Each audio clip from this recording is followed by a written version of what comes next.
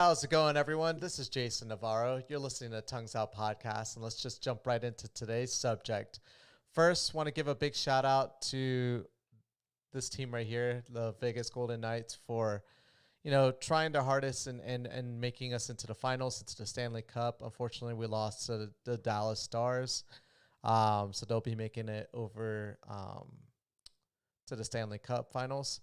So essentially I'll never forget like the first year that the Vegas Golden Knights came to Las Vegas. I thought the irony in the idea of a hockey team, an ice hockey team, having being situated here in the middle of the desert. I was like, Las Vegas literally has it all. We have we have pretty much every form of entertainment for people, and now we have hockey. Would have never foresaw a football team coming here. Some people did. I didn't personally, but now we have the Raiders as well. But, football teams, soccer teams, all that kind of could make sense. But an ice ring in the middle of the desert just seems so ironic. And I don't know why today, of all times, I've been hearing it a lot of conversation about it. And I just wanted to kind of get my 2 cents, in on the conversation about climate change. Let's talk about good old-fashioned climate change, or what some people have considered to be just pseudoscience nonsense that has been used by liberals and other people as a means to just argue why we should get off of fossil fuels, turn all our cars in, switch to electric, and no one wants to do any of these things. I get it. It's hard to put your mind around the idea that somehow us humans are impacting the climate. But is it, though? Is it really that hard to believe? Like, for people that live in suburban areas or rural areas, maybe I could give you how you could probably think that, like I could drive around, I could breathe out all the air, and all the trees around me are going to be able to take care of all this carbon dioxide. You might have an argument there. But the thing is that the population of most countries, including the United States, aren't dense in those areas. They're dense in the coastal regions and super heavy concreted areas where there's lack of trees anywhere. Like, I know for a fact, like here in Las Vegas, we are producing a ton of carbon dioxide. We are not cleaning it by any means. There is no trees out here to be absorbing the carbon dioxide. And essentially, think of anything that eliminates carbon out of the air. It's pretty much any plant-based product. So trees, flowers, brush, algae being the number one, actually. They produce about 70% of the oxygen in the air. Because, we're covered by 70% ocean. And so it makes sense that algae would be producing the most oxygen because there's a lot more ocean covering, the earth than there is land. And so, and the unfortunate thing is that as population growth goes up and as other countries have modernized in a way like we have, like for instance, if you track, first it was the United Kingdom or the UK that started off the Industrial Revolution in late 1800s. That came to America in the early 1900s, and we started our own Industrial Revolution. We ended up being ahead only because we didn't lose, or we weren't completely destroyed by 2 world wars. No one really came to our country and bombed the shit out of us. And so that gave us plenty of time to pretty much become like the global superpower that we are nowadays. Honestly, we have to think the fact that we are way separated from Europe as the reason why we are a global superpower. Because while everyone was rebuilding and going through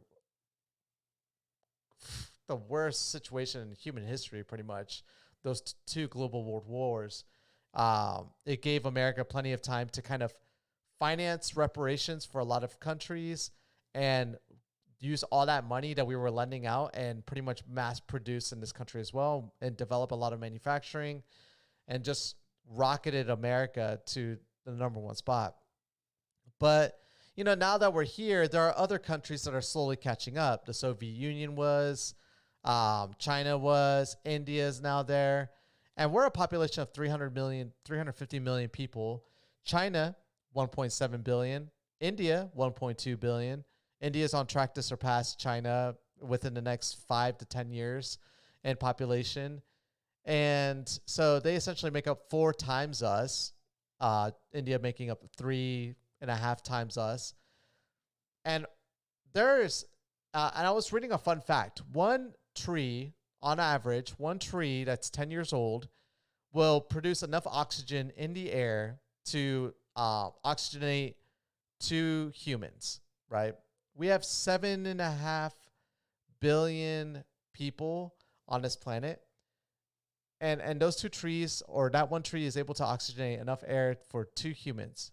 The problem is that we are deforesting regions and eliminating trees. And again, like I said, trees make up 25% of the oxygen in the air. So if you were to kill off all the trees, you still would have algae producing all the oxygen.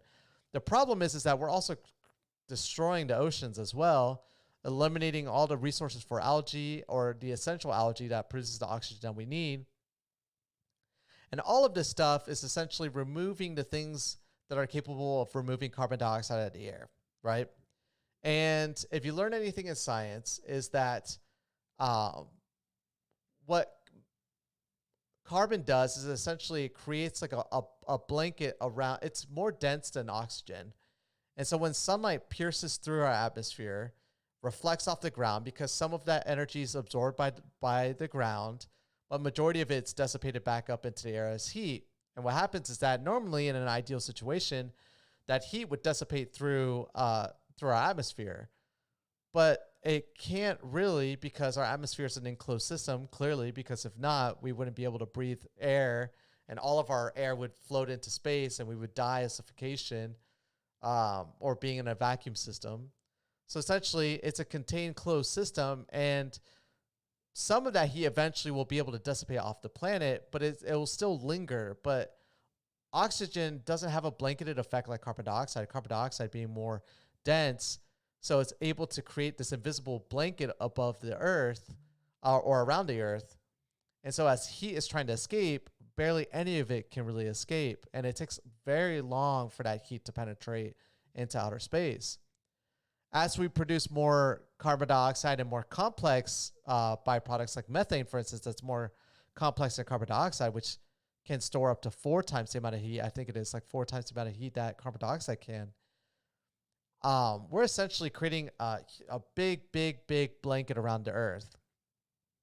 And we only need to look to one neighbor to see what happens when you have like massive amount of greenhouse gases surrounding the planet. Just look at Venus. Venus, even though it's the second planet away, or in our solar system, Mercury being the closest, like really close to the sun, Venus is technically a hotter planet than Mercury. And when I first heard that fact, it didn't make sense to me until when you find out that the air around Venus is a massive greenhouse-based planet. That planet is all carbon monoxide, I believe it is. And so whatever caused that, there's a lot of theory. No one really knows because we can't travel back in time to see. But we do know that this very thick amount of gas that's around Venus has created such a level of greenhouse effect that all that heat that the sun is emanating towards Venus is absorbed, and it never releases. And so the temperatures on the surface of Venus are extremely hot, way hotter than Mercury. That is our future, not anytime soon. Like, it would take centuries for that to happen. But at our current rate of usage of electronics and production of carbon dioxide, that is a reality that this planet is eventually going to foresee. And the sad thing is that, the most densely populated areas, because, humans for the longest time, if you track our history, we've always lived near sources of water. It just makes sense. Water is a viable resource for living as, any animal pretty much. And those areas tend to be below sea level as well. If you're a coastal area, it's very rare that you're above sea level. If you are, it's barely any amount of feet. And so as sea levels rise, these cities are having to figure out creative ways to kind of, pump out that water back into the ocean, but that requires energy, a lot more energy. And eventually we get to a point where it's just impossible to fend off that rising sea level. I mean, like you have rising ocean levels. If one massive storm comes in, that storm surge is just going to obliterate. I mean, just look at what happens to any area that's below sea. Look at New Orleans, for instance. They're very susceptible to hurricanes because they hang below sea level. And so when the hurricanes come through, the storm surges that arise, like New Orleans can survive when there's no storms. The waves aren't enough to overpower the levees that exist there, the mini dams that exist all around New Orleans. But when you have storm surges that increase that water level and then it rises above the levees, they can't do their job properly. And then all that water rushes right into New Orleans and floods the whole area. Now, eventually, New Orleans is just not going to be able to cope with that. I mean, they've been obliterated once, and in 2005, I believe, Katrina hit. And they're just always gambling, always rolling the dice on whether they're going to be obliterated by the next hurricane or not. And every coastal region tends to be below that sea level. And now you're starting to see the effects of that. Like Miami, for instance, they have to do hardcore pumping of water all the time to make sure, and still the water still rise during storm surges. It can flood in Miami. And this, like where I'm from in New Smyrna Beach in Florida, that's below sea level. I know when Katrina hit, that year was a bad year even for where I grew up, and two hurricanes went right through the center of Florida. And New Smyrna is like right there in the dead center, and it went right through New Smyrna at one point. And I remember we ran out of power we lost power for like 6 weeks. It was pretty insane. Our dunes were destroyed, and it took a lot of time to rebuild those beaches because those dunes act as natural barriers to those rising sea waters. But when they're destroyed, there's nothing that protects that city. And where I grew up is essentially on a little island too. And I mean, my hometown is gone. Like I know for a fact, my daughter is going to have to enjoy it as much as she can because by the time she's my age, I really don't think it's going to be there. I know for a fact New Smyrna doesn't have the resources to pump millions of dollars into massive pumps to alleviate rising ocean levels. It's insane, to be honest, to think about that. This is a reality. One of my friends a long time ago, he said it best. He was like, your car's running, right? It's a gas car. Would you ever wrap your mouth around the exhaust pipe and breathe in the fumes coming off your car? Every logical person would say, no, what the fuck? I don't want to die from carbon monoxide poisoning. That's insane. Why do we think that like all the cars that we drive and everything, all that air, where do we think all that air goes? Like, where do we think logically that goes? We think that trees are going to fix that problem, right? But like what trees, if you're listening to this, you're probably living in a dense, populated, dense area. What fucking trees are cleaning that air, right? Look at LA, look at Mexico City, look at Beijing, look at pretty much a lot of heavily populated areas that haven't done anything about clean air measures. And look at the amount of smog that just exists in those areas. You're telling me that's good for you to breathe in? And then and like this idea, like termites have been proven to increase temperatures in regions where they have massive colonies in like South America. Increase temperature by all the gases that they produce. Termites. We as humans, with all the technology that we have and all the resources that all the demand that we have and all the energy that we require for everything that we do, we don't think all of that production isn't fuming up the air and creating like this dirty air. I mean, I don't know what's going to kill us, to be honest. I don't know if it's going to be lung cancer because we're breathing in like worse and worse quality of air. Like, I don't know if we're going to need to walk around with clean, for instance, LG, I wish I could screen share right now, but LG has this like electronic mask that I want to get, me and my wife, that like essentially it's like an air purifier. It's got like HEPA pure like filters, and it's essentially like a a filtration system, electronic. So it's supposed to be there for like COVID purposes. I feel like everyone's going to be walking around with things like that on their face from now on. Like COVID is just warming people up to the idea that if you're going to want to walk outside and not want to like increase your chances of dying from the toxic air out there, you're going to be needing to wear some kind of electronic device that's going to be cleaning the air before you breathe it in. Because like I said, I don't know what's going to like eradicate people more, like the droughts, the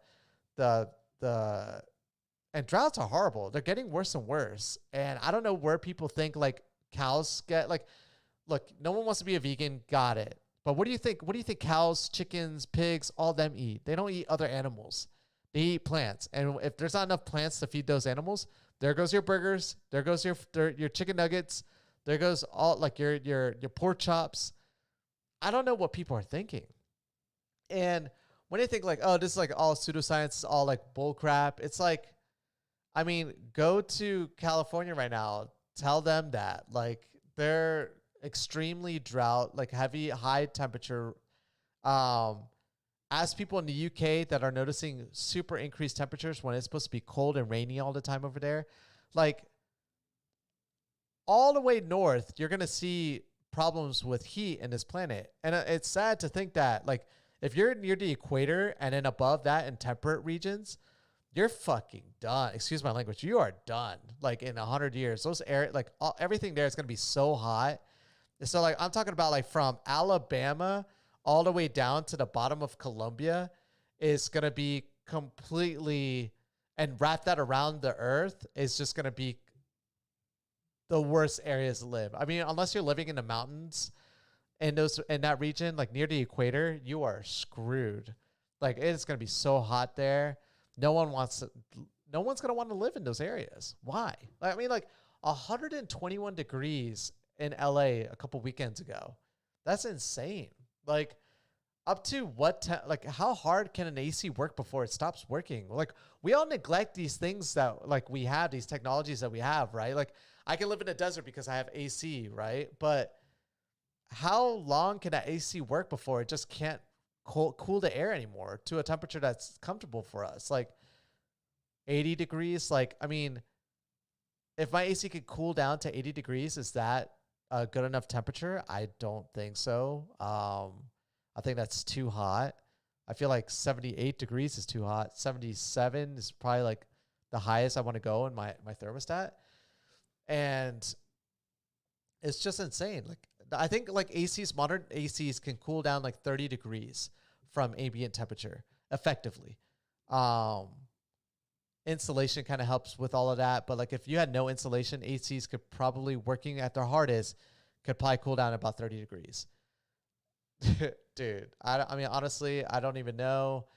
I know for a fact, like I'm comfortable going anywhere. If I need to relocate, I'm going to relocate. Like if I could go to Colombia, I have that opportunity. You don't have that opportunity. If you're an American that doesn't have double nationality, good luck.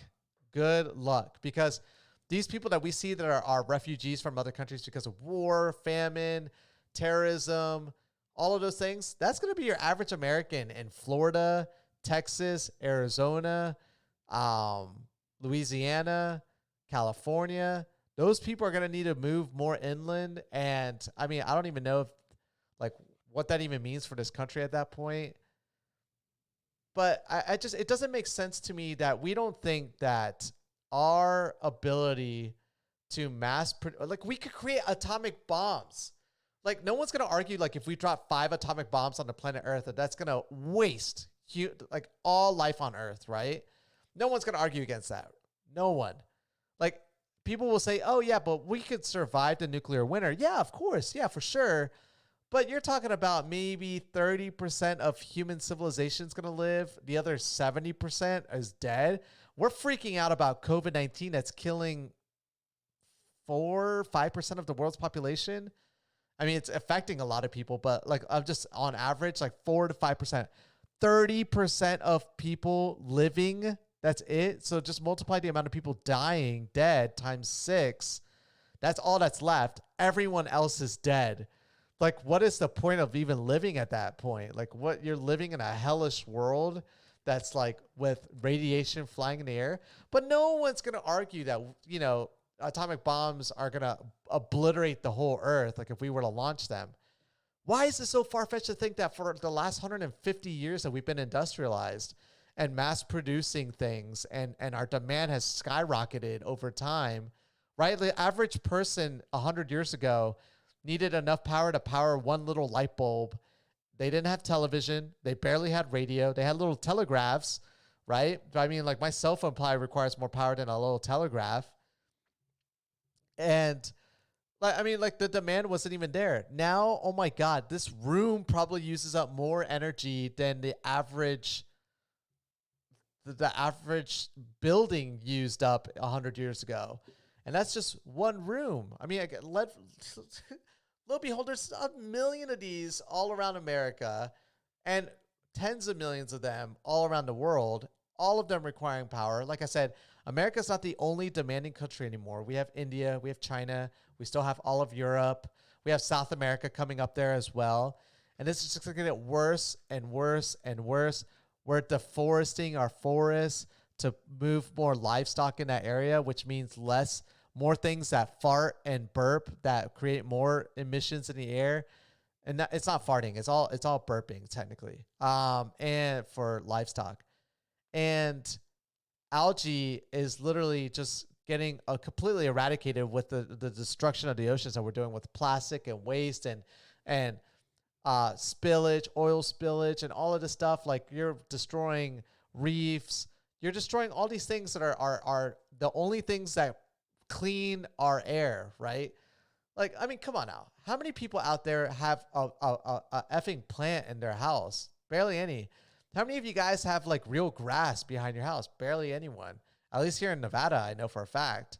Like they all have AstroTurf behind their house. What's that doing for you?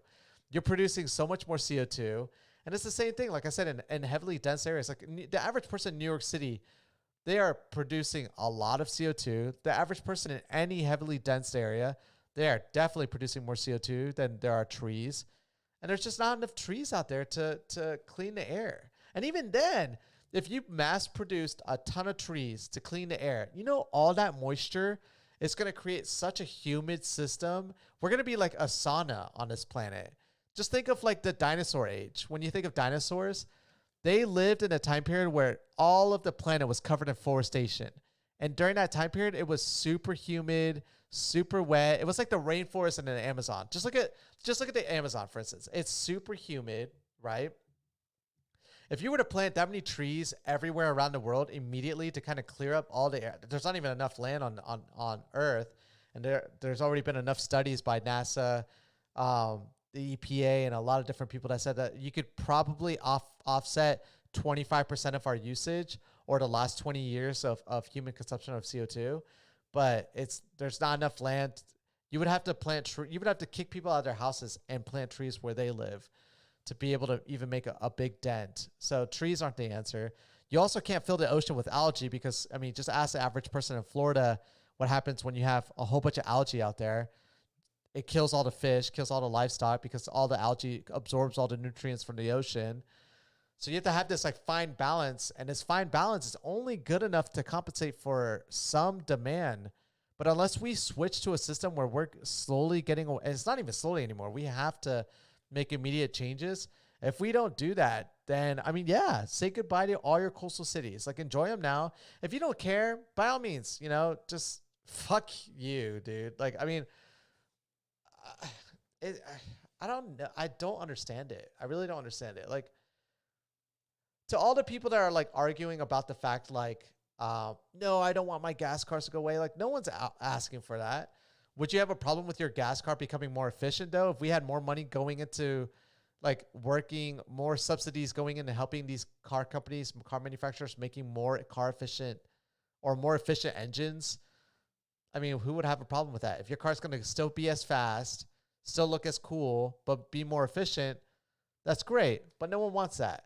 No one wants like electric cars, even though like your average Tesla car is going to beat your average whatever gas powered car because it's an electric. And when you get behind an electric car, most people that I've seen that are like gas enthusiasts, when they get behind an electric car, they always change their mind. They're like, wow, this is so great. This acceleration is phenomenal, right?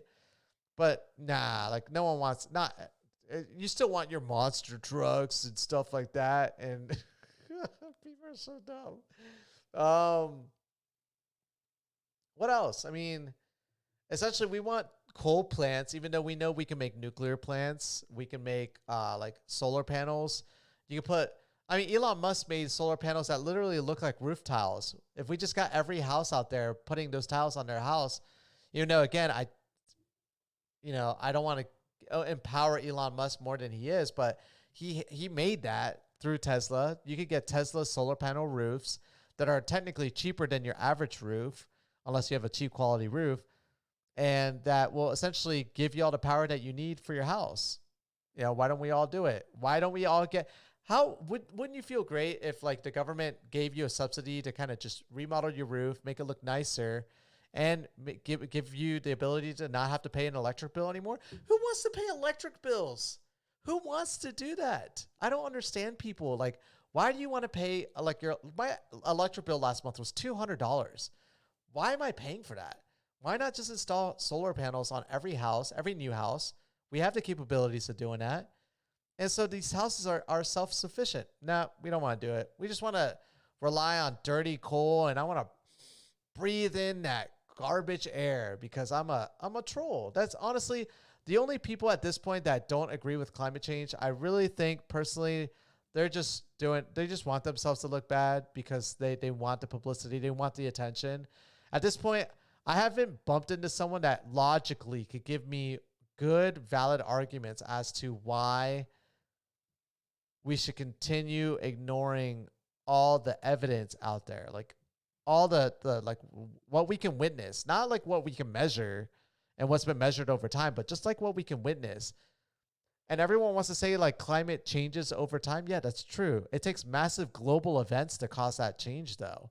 Like for instance, the Ice Age, a lot of people think that was caused by a massive meteor strike that essentially clouded the earth with a whole bunch of dirt that essentially dropped global temperatures by a couple degrees, just 2 degrees, dropped the global temperatures by a couple degrees that essentially caused the Ice Age around the earth. And we're like not stressing out about increasing the temperature 2 degrees above normal. Like we're not worried about that. Like what that's going to do to all ice. And like take your average cup of water with ice and melt the ice. What's that water going to do? It's going to overfill into areas, into volume. And what is that going to do? It's going to rise up. It's going to create, you're going to now have cold water mixing in with the warm temperate water. It's going to create stronger storm systems. I mean, the East Coast is going to be obliterated with hurricanes. And like what's going on right now is a perfect example of this, just a start where the West Coast is going to be completely on fire because it's all dry. It's just super dry. The East Coast that has all the humidity and all like that humidity, by the way, comes from the United Kingdom. So you might actually get dry air out in the East Coast as well if the weather system changes in the UK, because of that English channel that supplies a lot of that flow and that currents and that cool water into Florida. If that doesn't flow that way and that system ends, not only are you eradicating a lot of water species in the ocean, but you're essentially going to increase the temperatures even more so throughout the ocean. You're going to lose that circulation. And essentially, who knows, even the East Coast might get so dry. It won't be humid anymore. Yay. But now it'll be like desert heat, and good luck surviving that out there. All the green is going to die, and it's going to be as dry as it is out here in the West Coast. I don't know if people in the East Coast can survive that. It humors me at this point. Like, I'm not capable of changing people's minds, right?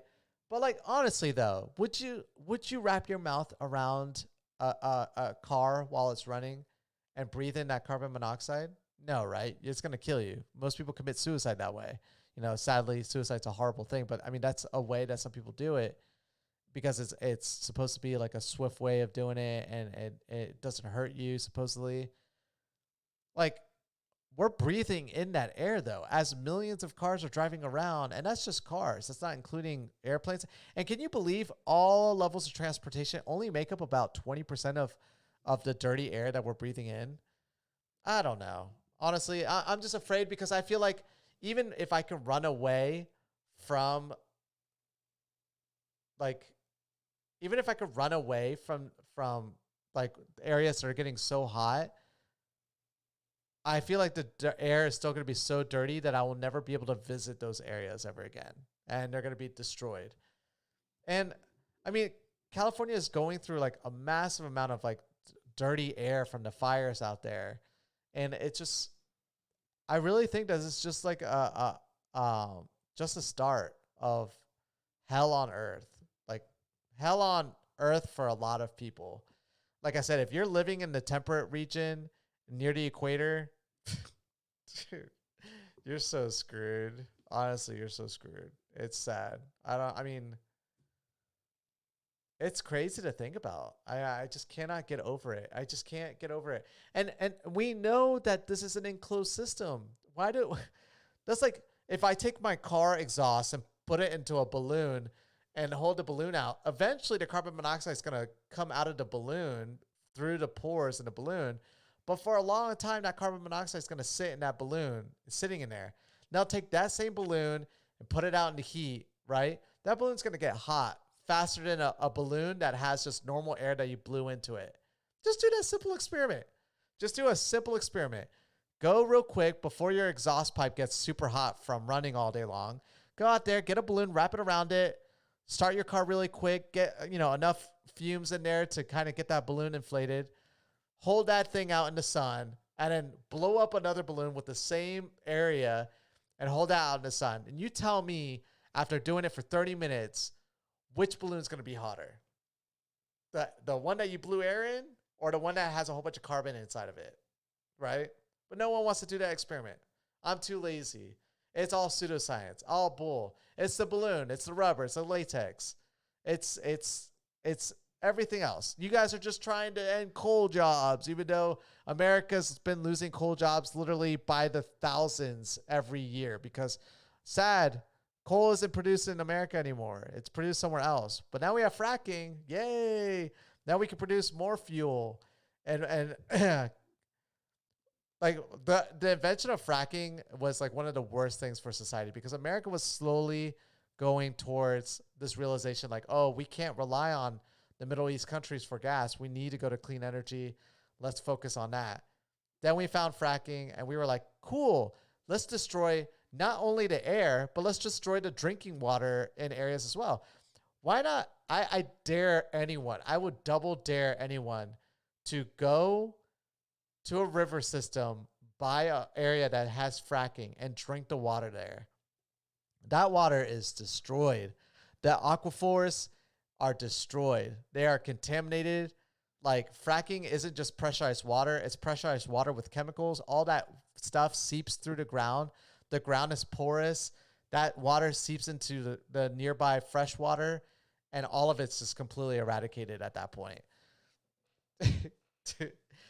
But yeah, it's totally worth it. Now that we're the number one superpower with producing fuel, guys, so now we can fund China's growth and India's growth and our own growth and pump more toxic air out there.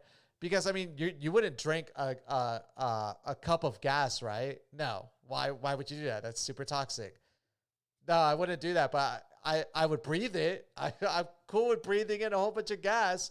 That's not going to do shit for me. It's just going to fly away, right? Just like the oxygen on the earth just flies away into space. It doesn't stay in our earth in an enclosed system. We're not enclosed. We're an open system. Carbon dioxide doesn't float and hang out in the air. It's not a denser gas. I didn't pay attention in chemistry. Oh my God, dude. It's so stressful sometimes to think about. It's it's so entertaining. I truly am entertained by people that are climate deniers. If that's what I think that's what they're called. I just call them imbeciles. You're an imbecile. Like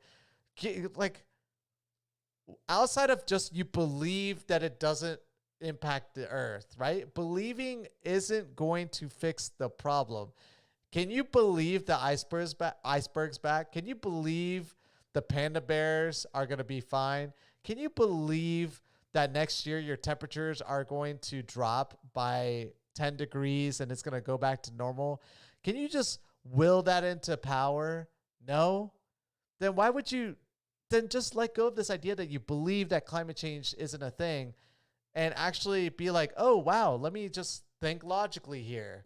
Like, if I did the carbon monoxide experiment that this random podcast guy is talking about, wow, this balloon is hotter.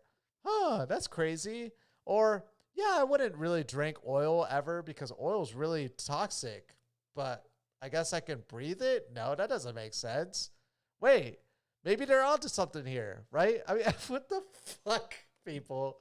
Seriously, it doesn't make sense. And then again, oil isn't just producing like all the carbon monoxide. Like I said, plastic, this stuff, this thing that I hate. I hate plastic. I hate plastic. Like if it didn't cost me an arm and a leg to just drink out of glass all the time, because I do have glass water, but it's just so expensive for a bottle of glass water. Um, and I could get a filter system, but the water is just so hard here in Las Vegas. But and it would just destroy that filtration system, honestly, like within a year or two. So I'm not looking to do that, but it's still not a good enough excuse. Honestly, I try my hardest to try to be as energy efficient as possible. And I want to simplify my life for that reason. I became a vegan, or not, I didn't become a vegan for this, but one of the reasons why I maintain being a vegan is because, I know the impact that livestock can have on climate, but even my usage is still bad. Like I'm still a hypocrite, but I know for a fact that I'm not driving like a super gas, like I'm just not contributing more than some other people. And I do want to go back. Like if we could figure out ways to subsidize my money, my tax money into making it cheaper and going back to glass, because we used to drink glass everything back in the day. We would get our sodas in glass bottles. We would get our milk in glass bottles. Like I would be totally down to get everything back in glass, but we're just not doing that because plastic is so cheap, because it's subsidized, because it's an oil-based product. All plastic is from oil. It's like crazy. So not only are we destroying the oceans with plastic from oil, we have oil spills, but we're also destroying the air. Like, and why do we think that humans just don't have this big impact on the world? It doesn't make sense to me. No one's been able to logically tell me why we don't think humans are that significant of a creature to impact climate in the world, because there's no way our byproduct over a century could really cause temperature changes. Even though I could drop one atomic bomb, or I could drop like 5 atomic bombs around the earth and literally, do the same level of devastation in 2 seconds. But over 100 years, pumping out a whole bunch of CO2 and methane into the air, nah, no way. There's no way. Anyways, I'm repeating myself because it's so obnoxious to think about how people are just so trolly, and that's what I think you are. I think there's a level of people that know they're wrong, but they just want to feel like they're cool by saying that it's fake and this stuff is all fake. And there's some people that just care about their lifestyle so much that they think that it would change forever if we were to convert to a cleaner energy source, which it wouldn't. There are plenty of people that are living normal lives with electric everything technically and actually living a better lifestyle. But let's wait until, like, even though you're not a smoker, you're going to die of lung cancer anyways. Let's see how much that's fun, right? Why don't you talk to a lung cancer survivor and you tell me how they're doing? And again, you're going to think that's the extreme. That is extreme. I don't think that we're there yet, but I think in 50 years, oh yeah, I think the air is going to be so bad in some big populated areas that you're not going to be able to live there anymore. If you don't believe me, just look at the UK 100 years ago during its industrial revolution. That smog, just ask Beijing. They had to. Why do you think China is like the leader in clean energy? It's not because they wanted to be the good people. It's because their air was so shitty that they had to clean the air. Anyways, I'm getting off into tangents. Too many tangents with the subject. It all started with this team, by the way. Just a realization that it doesn't make sense how a team could be playing on the desert, a hockey team. But that's going to be a realization for a lot of cities going out there very soon. But yeah, to those deniers, don't be coming to anyone else's house that I don't know, just enjoy being a refugee, I guess, in the future. I'm not going to be in that position, though. But anyways, thank you guys so much for your time, and I will catch you guys all mañana. Peace.